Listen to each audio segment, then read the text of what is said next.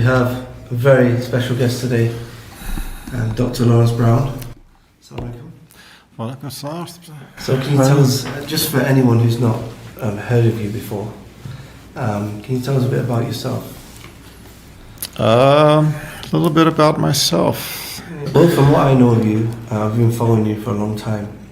You've been quite active in the Dawah over the years. You've written a number of books and helping new Muslims find the religion.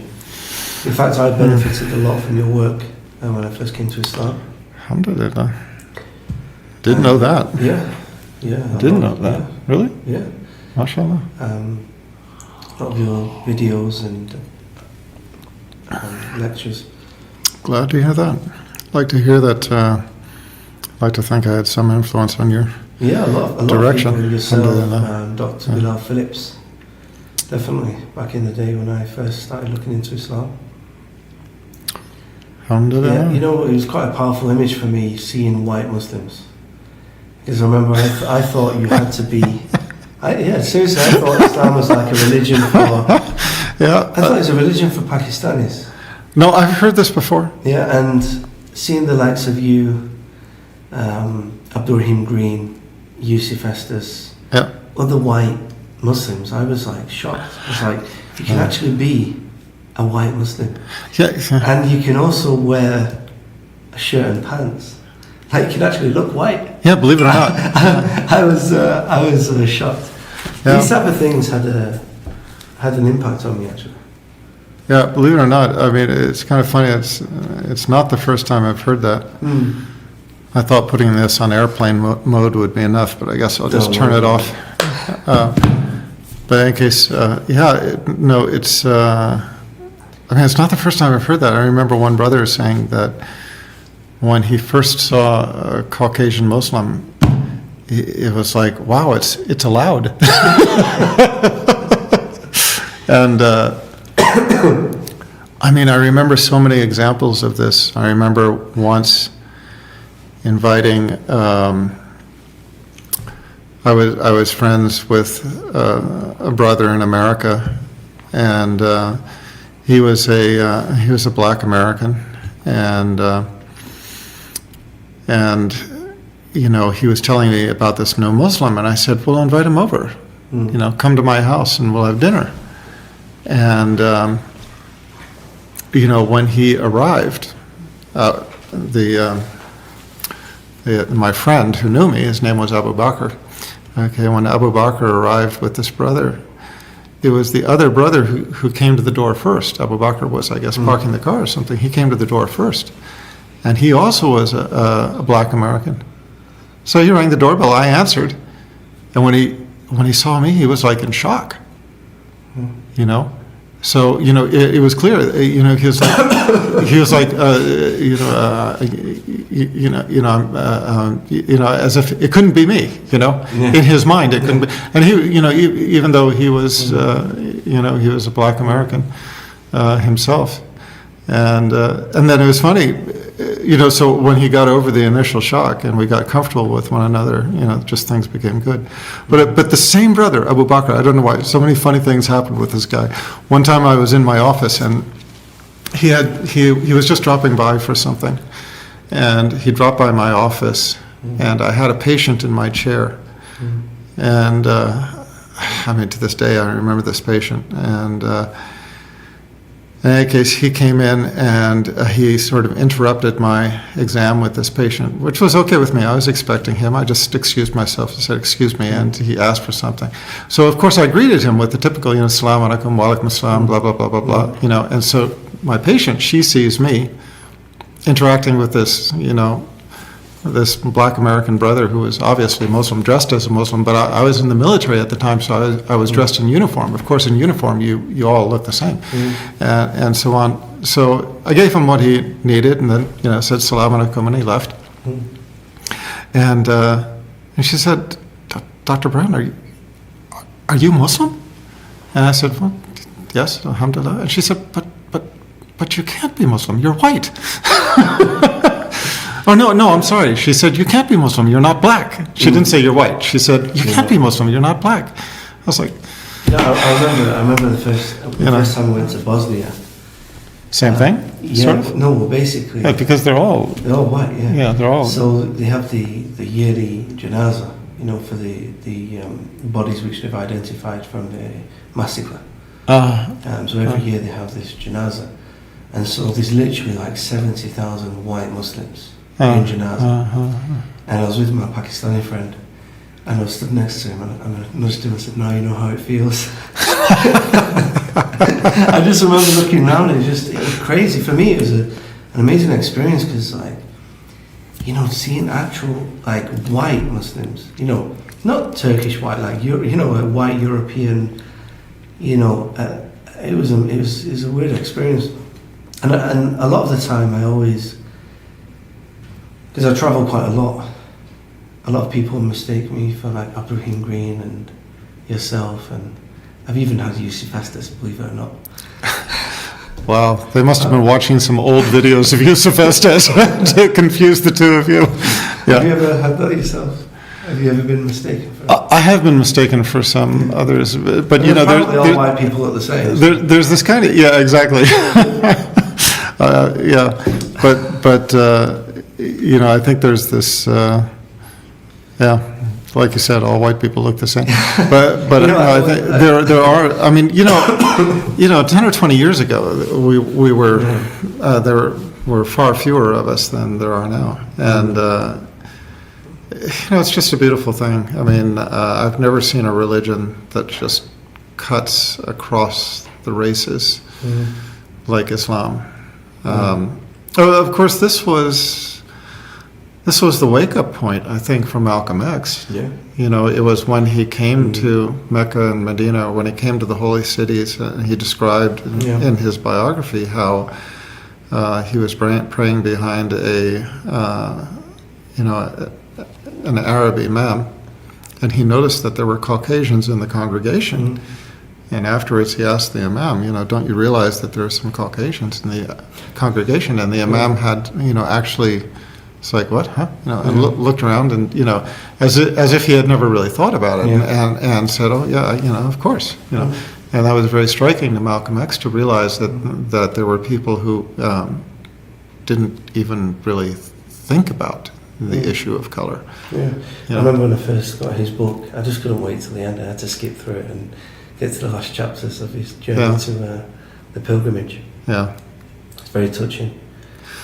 But how about your Muslim name? Because a lot of white reverts, a lot of reverts in general, they have changed their name. Yep. And I get that a lot. Even the other day when we was together. Yeah. People saying, well, "What's your Muslim name?" Pushing you. Yeah. Even Arabs asking me and really trying to push a name change. And I was speaking about one of the Tabi'in, George. Not many people know about him, but he actually accepted Islam on the battlefield in the Battle of Yarmouk against the Romans. It's mentioned in the Hadith, Jaja. And he actually died on the battlefield, a shaheed. He'd never prayed any salah. And I was playing with the idea of maybe we change the name to George. From John to George. I took an Islamic name. George. I think, the name John, of course, it strikes a chord in a lot of people's minds, because they think of the Bible, the book of John, the first epistle of John, and so on and so forth. So, but I do have an Islamic name, but I still go by my westernized name. I think it's good for dawah. My given name. Yeah. My father's John, my grandfather's John. And I think it's a very personal thing as well for non-Muslim family members. Of course, people have the right to change it if they like. There are different ways of looking at it, but I've always felt that it's important to the dawah in the West to let the people in the West see that this religion is livable. It doesn't impose hardship upon you, and it doesn't, it doesn't require you to do things that you would not, feel comfortable with, or that would make you feel, awkward or uncomfortable. So, for example, changing the name, some people would find that they would feel that would be disrespectful to their parents, or they just don't want it, or they're just not ready there to that. To change your name from a Western name to a Muslim name puts you out there, kind of makes you, puts a spotlight on you in a way that a lot of people would not want, especially initially. They may come to a point where they say, it's time, let me change it. But it's certainly not a requirement. So tell us a bit about your books. Why did you decide to write so many books? Have you always been an author even before Islam? No. As a matter of fact, I hated writing. And English was my weakest subject in college. High school, junior high school, grade school. Yeah, I was terrible at English. So no, I didn't write before Islam, and I consider it kind of a miracle because I hated writing. I really hated writing. I remember that I used to, my grandparents used to send me gifts for my birthday and for the holidays and so on. And my mother used to have to just force me to write a 1 or a 2-line thank you note. I just hated writing so much, even though they were sending me like money and things like this. I just hated to write, and but I think that I think a lot of reverts, and certainly this is the motivating issue for me. I think a lot of reverts, they get this feeling that they want to do something big. They want to do something, really that will count for them in the akhirah. And for me, I didn't set out to write a bunch of books. I only wanted to write one book. And how many do you have now? 7. 7, okay. But the reason why was because at the time when I became Muslim, my first wife, she divorced me, and she took the children. She had custody of my 2 daughters, and because of the situation, her living in America, and I was in the military at the time, and I was restationed in England, so that meant that I would get to see my daughter only maybe for 2 weeks out of the year. My daughter is for 2 weeks out of the year, and so a lot of the motivation was, there were really 2 main motivating factors. One was that I don't know any other way to say this except that I just got tired of talking. And what that means is that I just noticed that whenever I got into conversations with Christians especially, it always followed the same issues. I know how you feel. Okay, so what about the Trinity? And you explain. So what about the divinity of Jesus? And then you explain. What about the sonship, the alleged sonship, the alleged divinity of Jesus? And you explain. What about the alleged crucifixion? And you explain. And so, and so you go through the explanation, and it always seems to follow the same patterns. Yeah. And one thing that I just realized is so many of these people, they're not really inquiring about Islam. They're actually using the discussion as a way of trying to make Christian dawah to you, the Muslim. And I just didn't want to spend my time that way. I did get very tired of answering the same sequence of questions over and over again. That was kind of the minor reason. I wanted to be in a position when those discussions came up of just saying, look, here's my book. It says everything I want to say. If you're really sincere, you'll read it. And if you're not really sincere, we'd be wasting time in discussion. So that's really the minor reason. And the major reason was something that I can best express just by reference to a movie. Did you ever see The Core? No.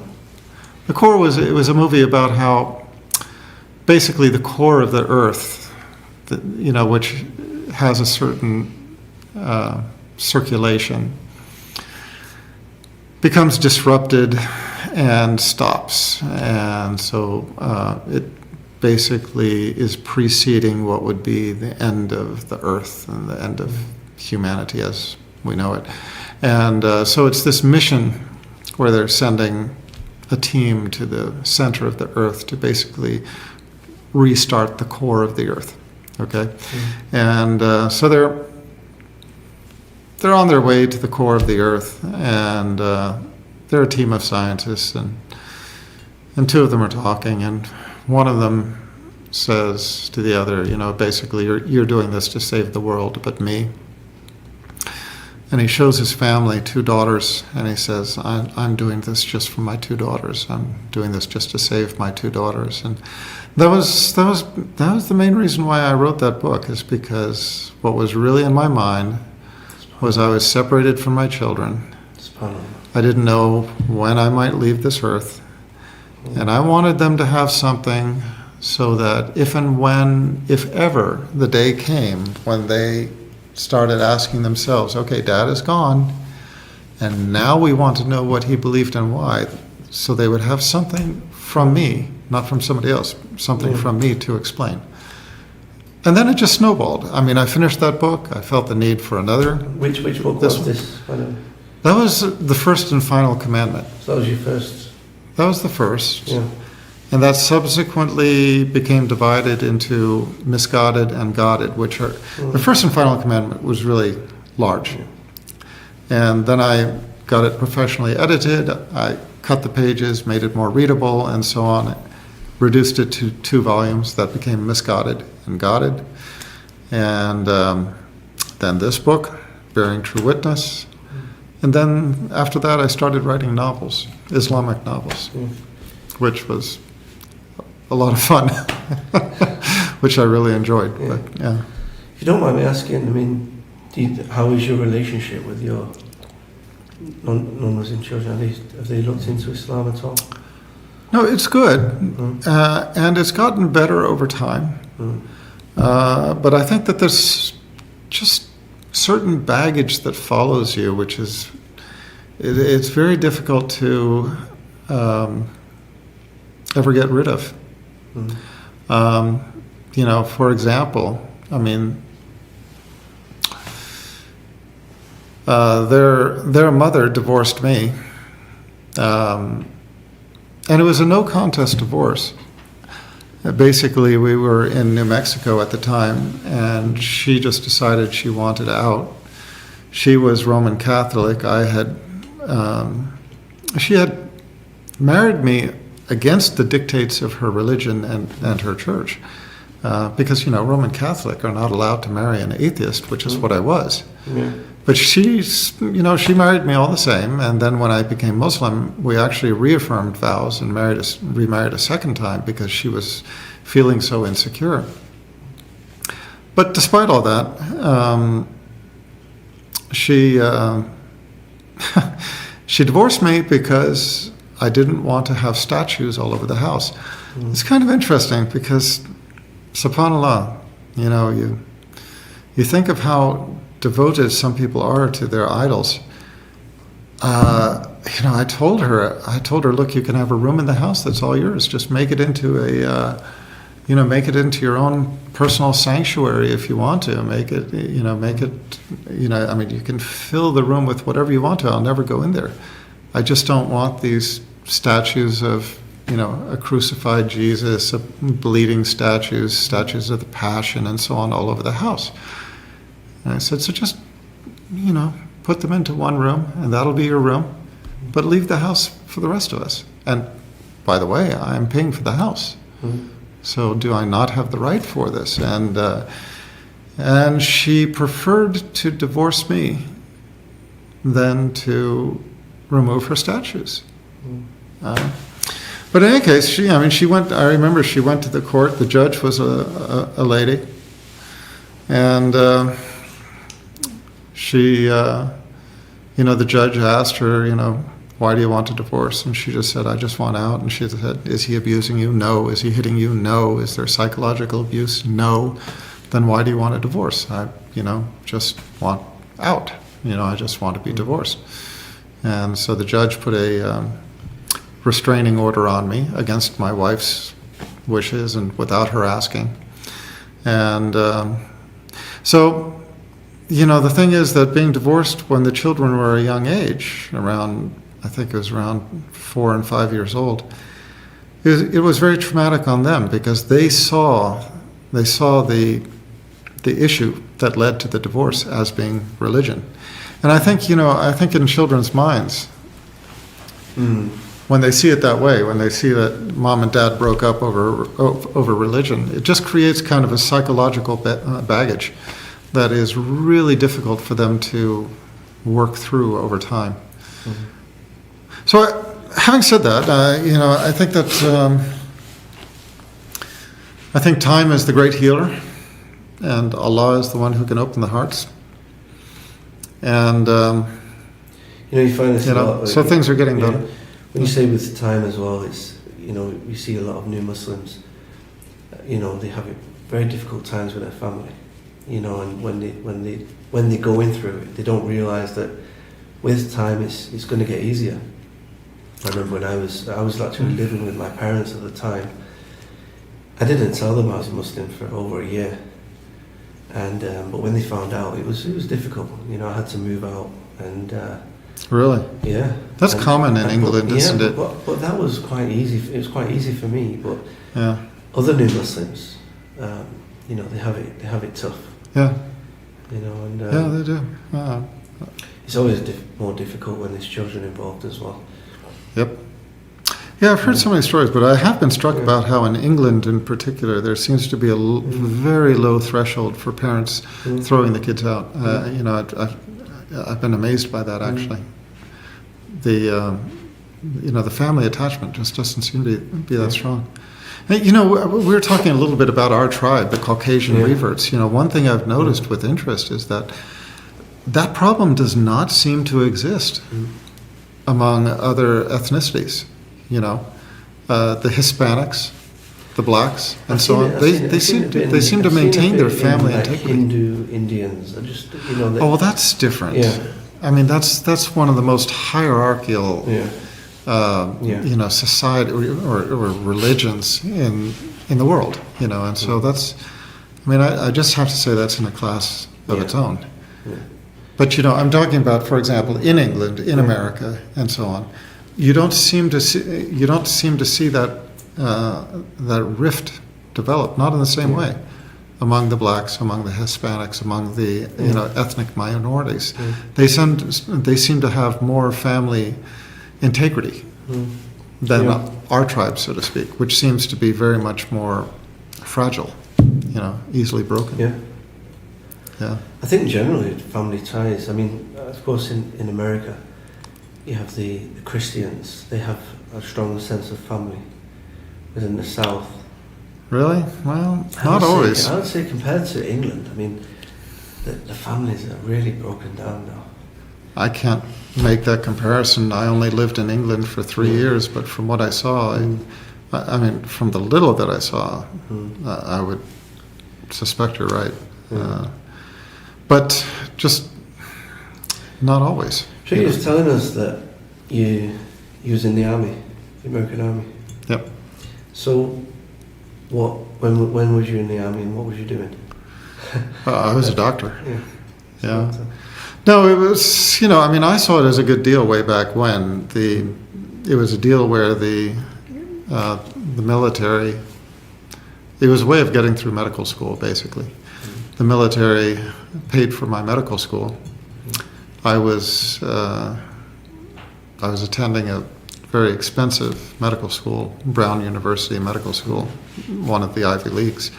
And so it was an issue of either going heavily into debt or this. And so at that time, the military offered this deal where if you accepted the package, they would pay your tuition and living expenses for 4 years. And once you graduated medical school, you would apply for deferment to get your training. And when it was all said and done, you would enter the military and pay them back 4 years of service for the 4 years of medical school. And So I was in the military full-time active duty from 1991 to 1999.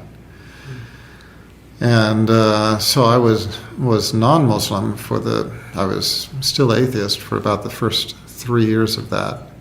And then I stayed in another year on the contractual agreement and re-upped for another 4 years. So I stayed a total of 8 years. And it was kind of a sheltered period because at that time the first Desert Storm had finished. Okay, so I missed that, alhamdulillah. And I left in 1999, which was 2 years before 9/11. So I left. Alhamdulillah, I left. Yeah. I left before the Afghanistan, the second Desert Storm against Iraq, and so on. So I was in a time when America's military was basically quiescent. But one of the reasons I got out is because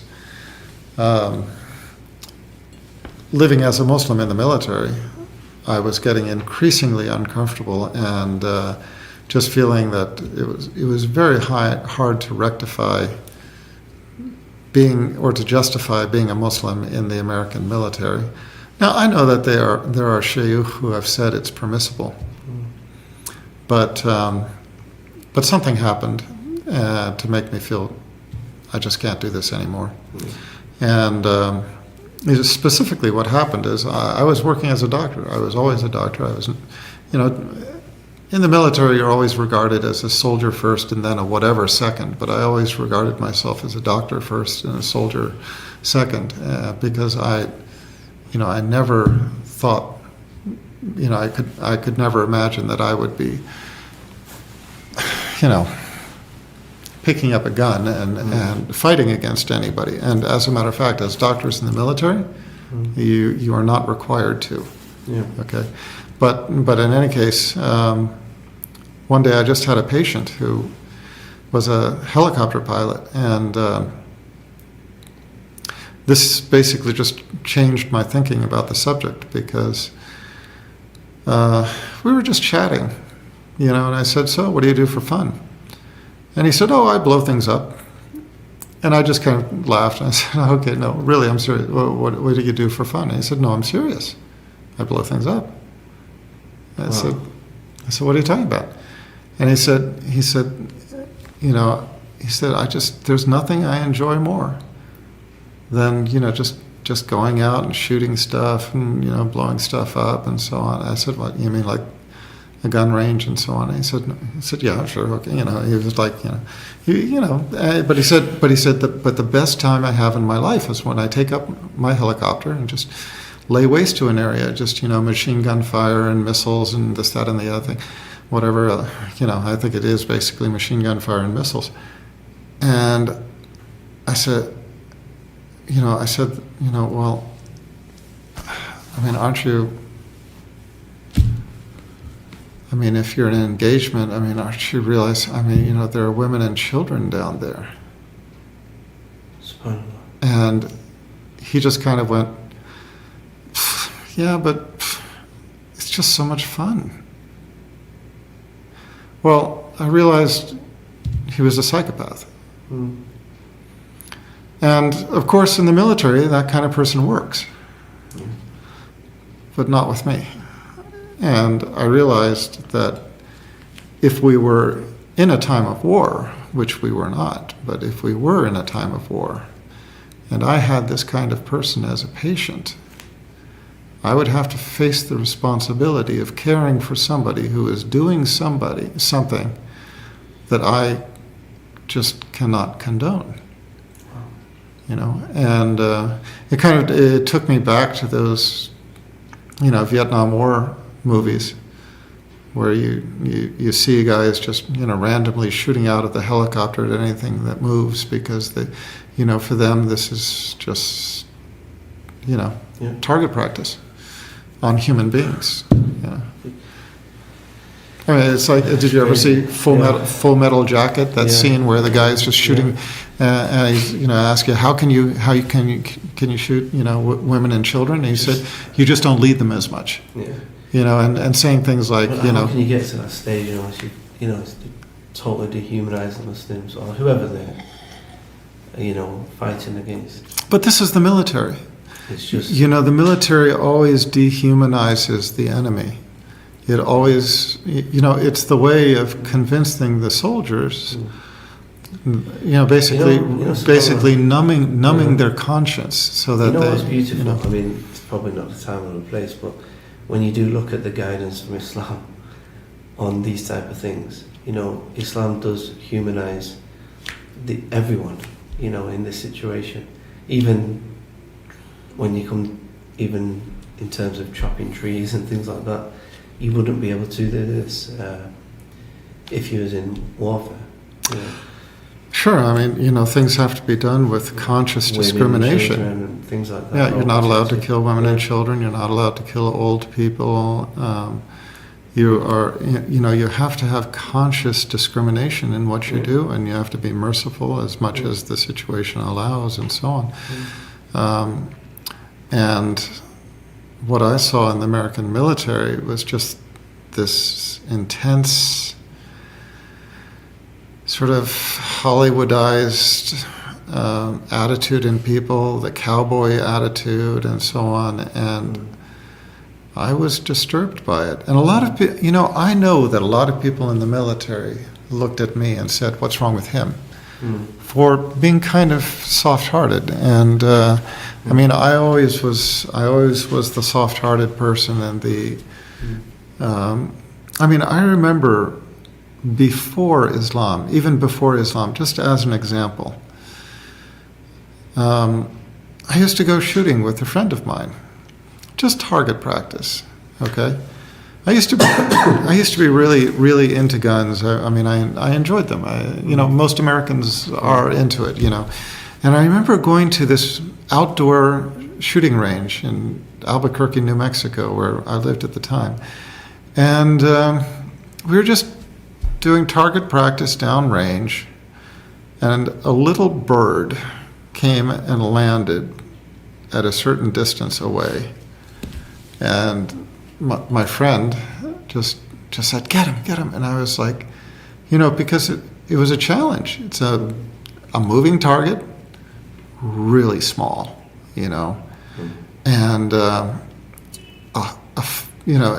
it was a tough shot, and I lined it up, took the shot. The bird just kind of fluttered and died. And we went and looked at it, and the shot had killed the bird instantly, just right through the head. Now, that was just a little bird, and that was 19 plus 6, that was about 25, 26 years ago. Okay? And I swear, I think about that little bird so much, and continue to think about that little bird, and continue to just feel awful about it. And, I remember my friend was just so, wow, look at that shot, that was amazing. And he wasn't thinking anything about the fact that, a creation of Allah had just died for no reason. We weren't going to eat it. We weren't going to benefit it. But at this point, you were atheist, right? Yeah, I was atheist. So why was you feeling like this? Like I said, I may have been atheist, but I was always very soft-hearted, and so I think because of that, a lot of people saw me as being just different. Still had the fitra. The fitra is still, the moral side of the fitra is still active. Yeah, and I think, part of it, how our religion teaches that you're born on fitra, but it's your parents that make you Jewish or Christian or whatever, Well, my father was also very soft-hearted, and I think it just rubbed off from him. Now, he was a researcher, but he was very committed to humane use of animals.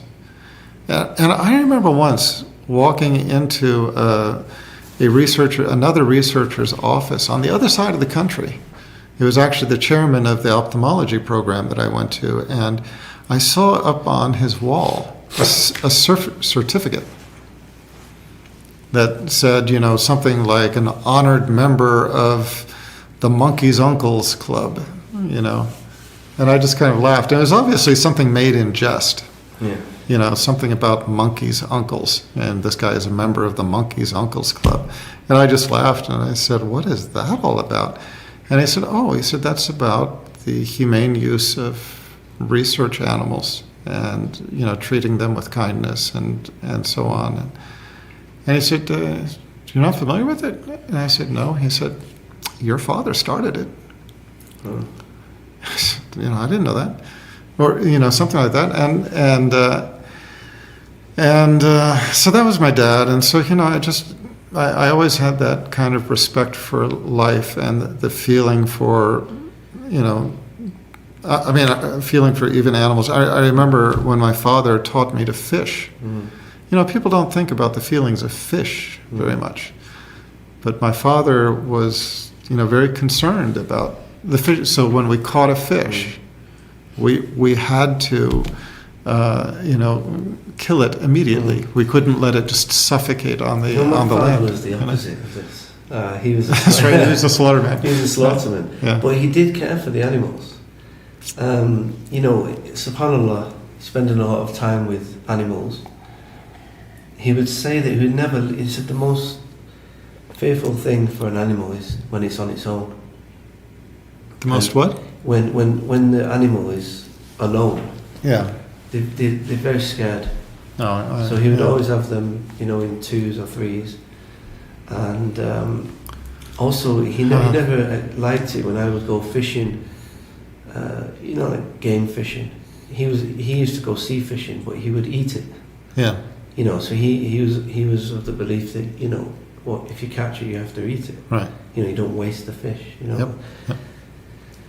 And I was desensitized to killing animals from a very young age. He would take me to work with him sometimes and let me, watch the animals being killed. So I was desensitized to animals. Well, that's got to be pretty rough for a kid, but yeah. Yeah, but. By the way, they don't like to do that here. No. No, here in Saudi Arabia, actually, a lot of people have, cautioned against, you don't take your children to see the animals slaughtered. I mean, because of just that, I guess that and, so on. So how long have you been living in Saudi Arabia? It's been 19 years now, Oh. alhamdulillah. And it's been a blessed time. Yeah. It's been a beautiful And a time. good experience. Yeah, it's been wonderful. Yeah. Yeah. This is everyone's dream to live in Medina. Every Muslim's. Yeah. But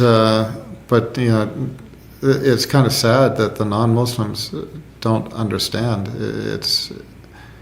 There's so many misconceptions about Saudi Arabia. That it's evil place and everything's upside down. My wife just always had that saying. She always used to say things are upside down. I remember when my wife is, we met in Amman, Jordan, and married in Amman, Jordan, and actually we had an arranged marriage. Yeah. Which was kind of a shock to the sensitivities. Yeah, my wife and I met in Amman, Jordan, and we had an arranged marriage, actually, which is a different story. A Westerner going through an arranged marriage is something truly frightening, because you're not used to that. Clarify to anyone listening that it's not a forced marriage. A lot of people think Oh, yeah. marriage No. It's synonymous now with forced marriages. That's kind of, arranged marriages, just to clarify to anyone listening. Yes, no, just another one of the misunderstandings, Yeah. My wife could have said no. Her entire family, was very supportive, and but she could have said no at any moment.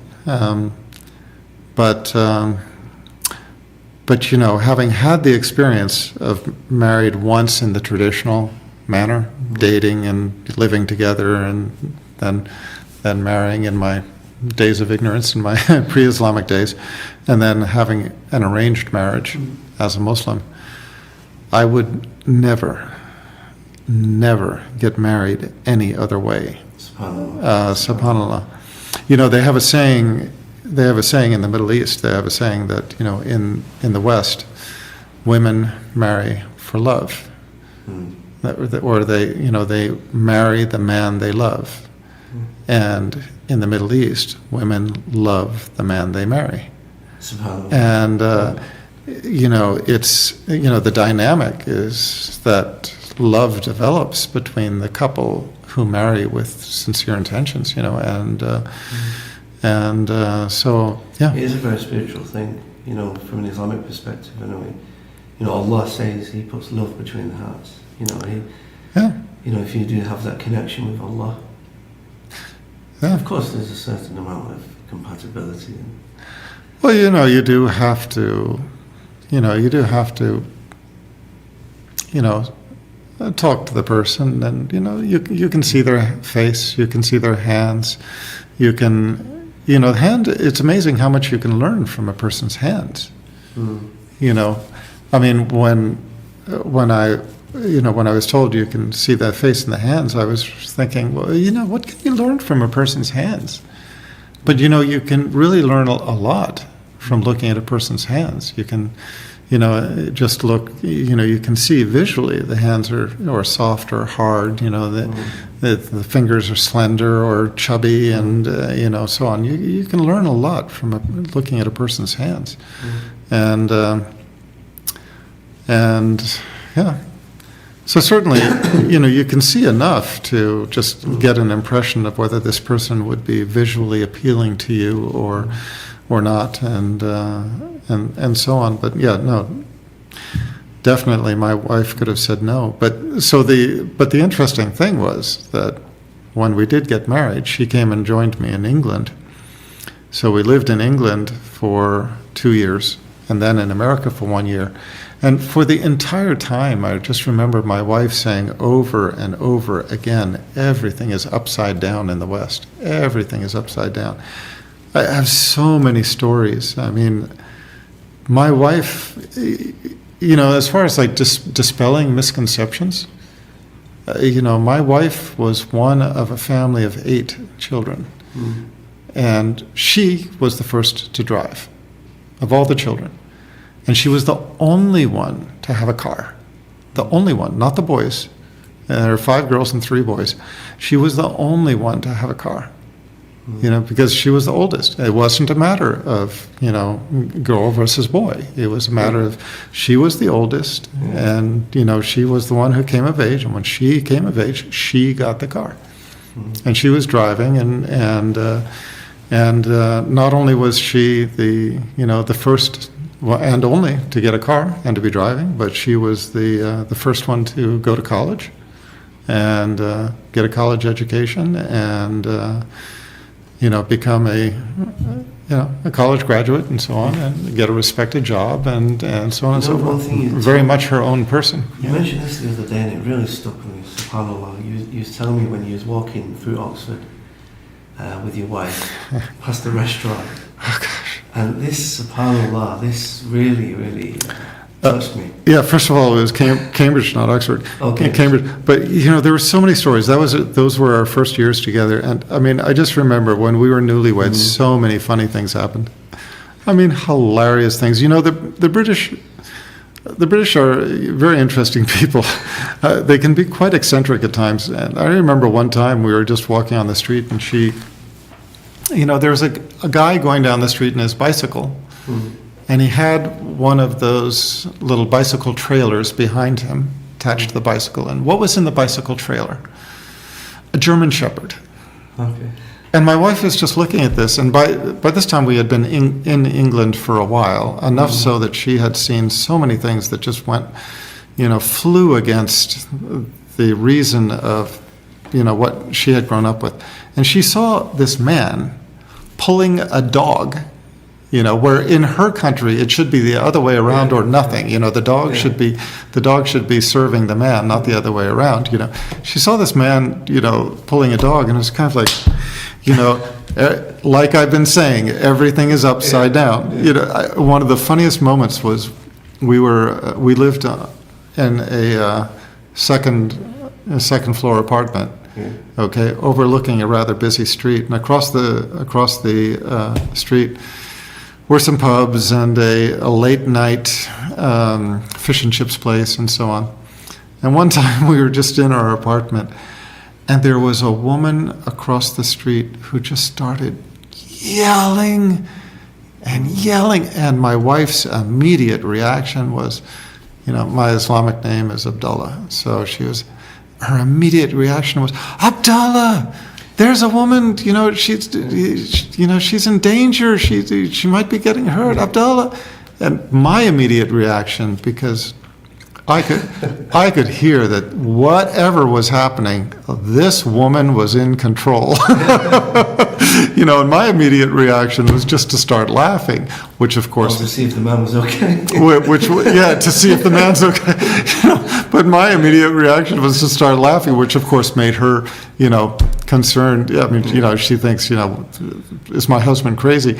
And so I just had to, honey, whatever is happening over there, the woman is okay, trust me. So, no, Abdullah, she's yelling, she's screaming. No, that's not screaming, that's yelling. And sure enough, we went to the window, and she is just basically tearing into this guy, and she's totally in charge. But so the incident you're talking about was kind of poignant to me, because we were newlyweds at the time, and we were taking a walk on the streets of Cambridge, and it was amazing, because there are many restaurants there, and they all have these large plate glass windows that allow the people inside to see out, and of course the people outside to see in. And so we passed restaurant after restaurant after restaurant, and my wife kept looking in a very curious way, looking at all of these people eating, at the tables. And after 3 or 4 of these places, she asked, Abdullah, what are these people doing? And, of course there are restaurants in Amman. But, in general, they're in the hotels, or they're very modest affairs, and so on, or at least back then they were, and or they're touristy, Amman is more developed now, but I'm talking about 20-some years ago. So I guess she said, Abdullah, what are these people doing? And I said, well, they're having dinner. And then, I really didn't really feel like that. And with my first wife, we didn't do anything else. We always ate fast food and ate out and so on. My first wife barely cooked. And so here I was remarried with a wife who, was cooking and taking care of me and feeding me well and so on. And I didn't want to go there to eat, and also to navigate halal, haram food and so on and so forth. I just didn't want to do it. But I saw my wife, looking, and I didn't want to disappoint her. So I said, would you like to go have dinner, in one of these restaurants? And she said, no. And she looked at me and she said, Abdullah, don't these people have families? SubhanAllah. Because, it was just a beautiful thing to her eating dinner, it wasn't about the food. It was about the family. It was about the social experience. And, we as Westerners are raised to believe that this is the high life. Yeah. You want to live the high life. You want to go.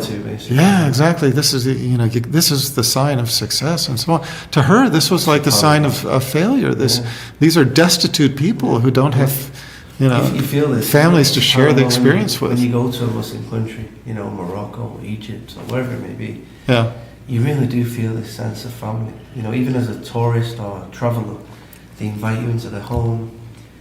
They'll give you the food. They're very hospitable, and this is the culture of Islam. And they take pride in hosting people. And family. Yeah. But it is sad when you look at it, and it's embarrassing, really. You know, and by the way, cultures worldwide are becoming westernized. So you have to understand that you go there now, especially as a tourist, you find the tourist experience. But yeah, you know, the time-honored value of Muslims, especially of the Arabs, you know, among the time-honored values are hospitality and honesty and generosity. You know, and among the Arabs in particular, people used to basically compete with one another on these things. You know, so, you know, they used to have a saying, to be as generous as Hatim. You know, Hatim was an example actually in the pre-Islamic days of a man who was just extremely generous. You know, so to be as generous as Hatim was, you know, sort of a catchphrase. But you know, the Arabs used to compete in these virtues, and in the West, these virtues are practically lost. You know, honesty. I mean, one of the things that is really striking to me is just the level of moral decay in the West. You know, you find people who will just lie for $1 or for a very smaller amount of money, you know, and you see this all the time. You know, a lot of people listening. You see it all the time. A lot of people listening will object to this and say, no, I'm basically an honest person, and so on and so forth. But if you really think about it, you know, how many people will tell these little white lies? A white lie is a lie. Okay, or something to protect their job, or when, you know, somebody accuses them of something on the job that they really did do, and they'll just lie about it, you know, to protect their position or their salary or their income or whatever. And what did you say? But you living outside of the West for such a long time. I mean, I've been out, so I've not lived in the UK for nearly 3 years now. And when you go back into England, into the West, you actually realise how dangerous it is. You know, when I was actually living there, you just become immune to the society. You become immune to all the dangers. You know, in England, we've got a big problem with in the Muslim communities as well. You know, because they're generally in the poorer communities. You know, knife crime, gun crime, drugs. You know, this type of thing. And if you want to live in a non-Muslim community, your children will be raised with, you know, without religion. And it's not until you step out of the society and then come back, it really hits you. I mean, when you say dangerous, are you talking about physical danger, or are you talking about religious, spiritual danger? And spirituality as well. Yeah. You know, there is a threat. I mean, London, I think there's 30 stabbings a week. You know, and a large proportion of them are going to be Muslim kids, because it's the Muslims who are living in these areas. Yeah. You know, drugs, you know, abortions from Muslim sisters, and you know, this type of thing. And not only that, you've got the theological attack as well, and the danger of that. You know, I recently did a tour of the UK and got Syrians recent refugees, telling me that their children saying they want to be Christian, and Somali sisters saying that they become atheists, they don't believe anymore. This is a worrying thing, and they're from good families. You know, and did I ever tell you why I came to Saudi Arabia? No. You didn't tell me why you actually became a Muslim as well. Well, let's start with why I came to Saudi Arabia. But you might find this interesting, because... Just excuse me, I have a cold, so I'm a bit... Yeah, that's okay. But, yeah, you know, as I told you, I was in the military. And I had married what is now my second wife. And I had made the decision to get out of the military because I just did not feel that I could work within the military and feel good about myself. And so I had made this decision, and now I'm an ophthalmologist. I was an ophthalmologist in the military, and so I had good opportunities outside. And financially, the opportunities in America were much better than the opportunities overseas. Back then. Yeah. Oh yeah. Yeah. I mean, even until this day. I mean, ophthalmologists do well for themselves, but yeah. I don't know how it is in England, but in any case, I mean, in general, doctors make a decent living, at least in my profession, ophthalmology. I mean, there are fields of medicine that, maybe are not as lucrative. But in any case, that all aside, the thing was that I just came upon an advertisement looking for an ophthalmologist here in the Middle East by the group that I did join, which is called Maghribi. And in any case, so I had interviewed for the position, and I was considering that compared with the other opportunities I had in the States, which were much more lucrative. And it was not an easy decision at the time. And I was thinking about it back and forth with, talking with my wife, considering the advantages of coming to a Muslim country versus the advantages of staying in America and making more money and so on and so forth. Well, right about that time, there was a couple in our area.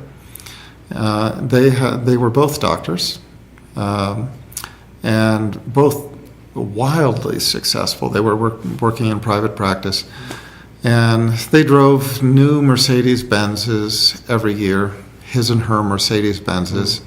They lived in a very, very huge, beautiful sort of, trophy home. And I mean, they had all the trappings of high financial success in the West. And right about that time, their daughter turned 18, the age of majority in the States. And the moment she turned 18, she went to her parents and said, I want to live my life. She took off her hijab. She said, I want a boyfriend. I want an apartment. I want to live as I want to live. I'm out of here.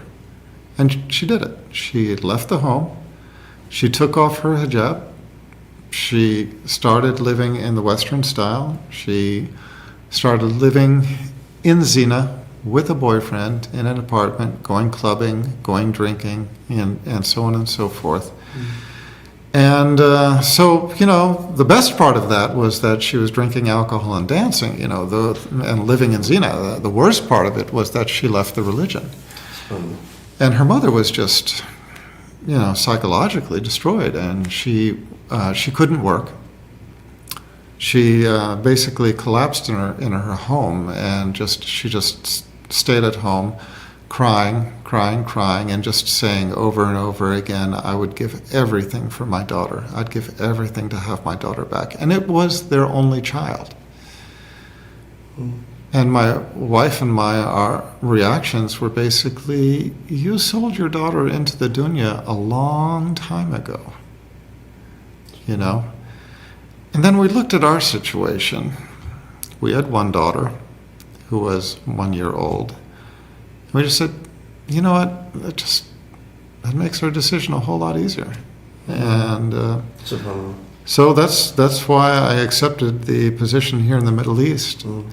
And the rewards of living in Saudi Arabia and in Medina in specific just are difficult to count. You realize how unimportant money really is.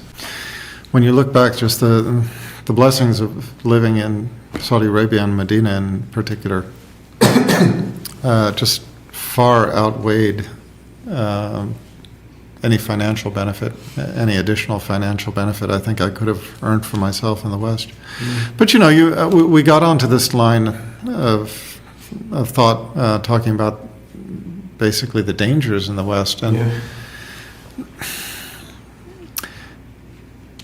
think a lot of people live sort of in self-inflicted delusion. They don't really realize on a day-to-day basis how much risk they're putting themselves in. And it's scary, sure. It is. I mean, it's terrifying. But I don't feel it so much where I live. You know how it is in America. It's just a lot of crime is concentrated in inner city and particular areas. But it is all over, and it can happen anywhere. And you got the theological dangers as well. Oh, well, that's something different. I mean, that's of course the greatest danger. And what you're talking about how so many people lose their children. I think there's a spiritual aspect to this because, I've just noticed that I don't know how it is in England, but I've noticed in America, the vast majority of Muslims treat the mosque as basically a social center, not really as a place of worship. They go there and pray, but it's more a place to sort of keep in touch with other Muslims. And the vast majority of Muslims just are not the best examples of Islam. And I think what's really going on is that the kind of Muslim, if you can use the term ethnic Muslim, I don't really like that term, but as a descriptor, meaning Muslims who are born and raised in Islam in foreign countries who then come to the West, they're usually coming for dunya reasons. They're usually coming for education or money, jobs, and to make money. And they're basically making hijrah from a land of Muslims to a land of dunya. And if that is your motivation, I mean, do you really expect that to be rewarded? And so is it really so much of a surprise that their priority is upon the dunya, and what they will neglect, of course, is their children and their families? And is it really any surprise that their families drift away and, in many cases, grow up not even knowing what Islam is? It's sad. I mean, I was in Kuwait for 2 years, and the most general thing the children have done is watch a movie. They were so innocent, and children of the same age group in the UK were they had gangs and a drug ring, and subhanallah, totally different experience. Of course, Kuwait has its troubles. There is some children who have doubts, etc. But it's nowhere near on the level of what the average Muslim is going through in the West. It happens here in the Middle East in general, but like you said, nowhere near as much. And, but let me give you a story which will, I think, sort of bring things home for a lot of the audience, okay? My wife is Palestinian. She was born and raised in Kuwait. And then during Desert Storm, their family moved to Amman, Jordan, okay? And then she completed her, life in the Middle East until she met me in Jordan. Now, she was the oldest of her family. And when I met her, she thought Mickey Mouse was Arabic. An Arabic creation, because she had always seen these things on TV in Arabic. And one time we were talking about the innocence of, children raised in the Middle East. And because she was the oldest in the family, she had raised a lot of her brothers and sisters, or, helped with their raising. Which, by the way, is something else that, it's an amazing thing to see how tight the families are in the Middle East. They take care of one another and they nurture one another. Whereas in the West, if you take the oldest, the extended families as well. It's not just the immediate family. Yeah, but you know, in general, like, you know, if you take the oldest boy or girl in the family and say, you know, help raise your brother or sister, they see that as an imposition. They see that as, you know, a problem, a weight upon them, a restraint upon their happiness, you know, whereas here it's normal and they enjoy it, and you see them nurturing one another and playing with one another. But in any case, back to the innocence issue, she told me that up until adulthood,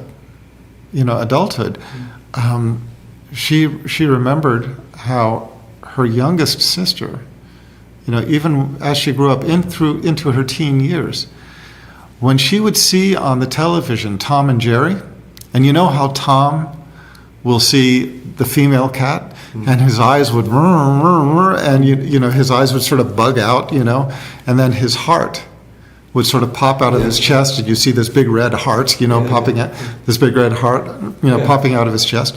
He said that when her youngest sister, you know, who's named Heba, when Heba would see this, she would turn away from the television blushing. SubhanAllah. That was the level of innocence of these, you know, just the beautiful level of innocence of something it should be. Yeah, just a beautiful level of innocence of the fitra of the people of this area. Wow.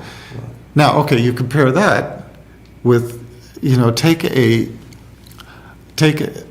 even a 9 or a 10-year-old in America, and the studies show that the average child in America, by the time they're 9 or 10, have been exposed through the internet to hardcore pornography, not just nudity, but hardcore pornography. Where is the innocence anymore? And if you're losing your innocence, if you're losing your visual and your mental and your spiritual innocence at that age, what's the chance for you as you grow up? It's terrible. It's frightening. Yeah, it is frightening. Sheikh, I think we'll have to leave it there for today. It's been an interesting podcast. As well. And hopefully, inshallah, as we always, can do something else in the future, inshallah. Inshallah. So, jazakallah khair. Assalamu alaikum wa rahmatullah.